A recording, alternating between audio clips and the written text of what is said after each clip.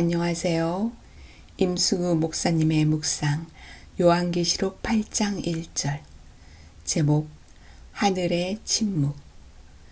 그 어린 양이 7째 봉인을 뗄 때에 하늘은 약 반 시간 동안 고요하였습니다. 요한계시록 8장 1절 새번역. 어렵다, 모르겠다. 제 개인적으로는 요한계시록을 읽어갈 때 가장 이해하기 어려운 구절이 요한계시록 8장 1절입니다. 본교회의 주석은 두 가지 견해를 소개합니다. 첫째는 예수님이 재림할 때 하늘의 천사들이 그리스도를 수행하기 위하여 하늘 궁전을 떠났기 때문에 하늘의 침묵이 있게 된다는 견해입니다. 둘째는 이 하늘의 침묵을 두려운 기대의 침묵으로 설명하는 견해입니다. 이제까지는 하늘의 궁정이 찬양과 노래로 충만한 곳이었는데 이제는 바야흐로 일어나려고 하는 것들에 대한 무서운 기대로 모든 것이 조용합니다. 이렇게 이해하면 7째 인의 침묵은 인들을 떼는 일과 나팔들을 부는 일 사이에 교랑 역할을 합니다. 왜냐하면 7째 인으로 계시가 끝나는 것이 아니고 악과의 대쟁투에서 하나님의 계획된 사건들에 관해 한층 더 설명이 있어야 하기 때문입니다. 본 교회 주석은 첫 번째 견해를 지지하는 듯 보입니다. 제7의 안식일 예수 재림 교인들은 일반적으로 본절에 등장하는 반시를 예언적 기간으로 보면 대략 문자적인 일주일에 해당되며 그 일주일 기간은 초기문집 16쪽에 우리는 다 같이 구름 속으로 들어가서 7일 동안 유리바다를 향하여 올라갔다 라는 구절과 연관이 있다고 생각합니다. 구원받은 성도들이 하늘로 가는 기간이 7일이라면 예수님이 천사들과 함께 오는 기간도 7일 정도 걸리지 않을까 하는 생각에 근거한 것으로 보입니다. 그러나 이런 진술은 문맥적 지지를 받기 어렵습니다. 오히려 맥락은 7인과 7나팔의 연관성에 무게를 두는 것처럼 보입니다. 저는 1절과 2절 사이에 문맥적 큰 단절을 발견하기가 참 쉬워 보이지 않습니다. 7교회와 7인 사이에 있었던 진술과 비교해서 7인과 7나팔 사이를 살펴보면 더욱 그렇습니다.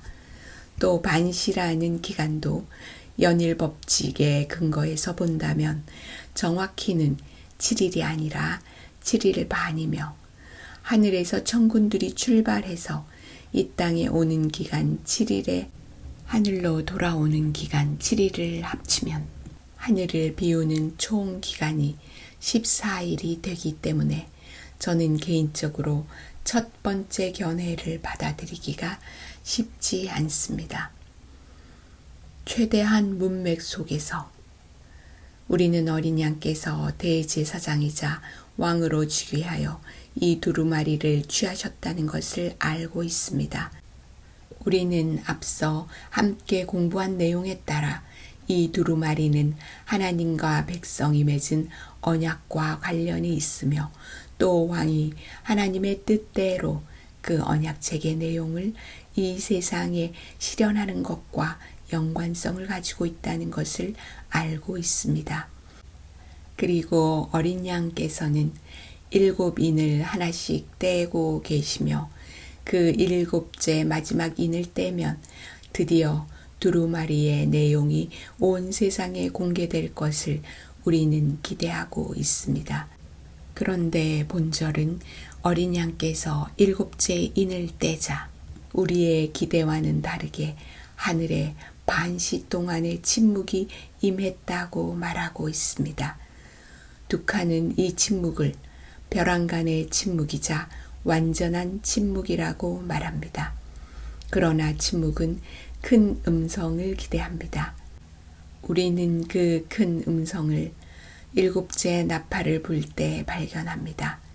일곱째 나팔을 불 때에 하늘에서 큰 음성이 나고 온 세상 나라는 그리스도의 나라가 되어 그분은 세세토록 왕노릇 하실 것입니다. 24장로들은 하나님을 경배하며 그분께서 세상을 심판하여 의인들을 상주고 악인들을 멸망시킬 때가 왔다고 말합니다. 성경에서 나팔은 기본적으로 이 땅 사건들에 대한 하나님의 관여와 그로 인한 승리를 의미합니다. 그리고 일곱인이 복음 전파와 그것에 대한 반응에 대한 진술이라면 일곱 나팔의 기본적인 내용은 하나님의 복음을 거부할 자들에 대한 하나님의 심판을 의미합니다.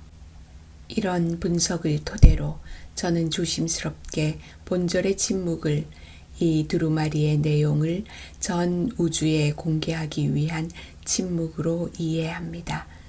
그리고 그 침묵은 나팔 소리에 의해 깨질 것인데 나팔을 불 때마다 하나님께서 관여해 오셨고 일곱째이자 마지막 나팔을 불면 하나님의 관여는 그 절정을 이루게 될 것이고 그 침묵은 큰 음성으로 대체될 것입니다. 바로 그 절정에 이르는 최종적이자 궁극적인 큰 음성이 어떻게 성취되었는지에 대한 자세한 설명이 언약궤가 열린 다음부터 자세히 진술될 것이며 그 진술들은 성취될 것입니다. 다시 말해서 요한계시록 12장부터 시작되어 22장 5절에 이르는 그 두루마리의 내용이 성취될 것입니다. 일곱째 나팔을 불 때 온 세상 나라가 그리스도의 나라가 되고 그리스도께서 세세토록 왕노릇 하시게 되는 것처럼 두루마리의 내용이 다 성취되면 그리스도와 함께 구원받은 성도들은 세세토록 왕노릇 할 것입니다.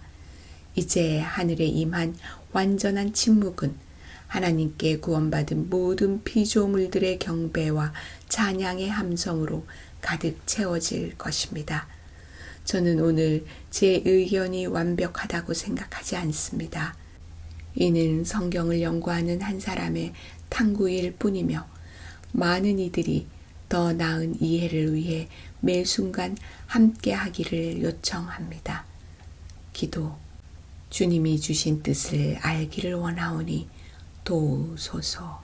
아멘.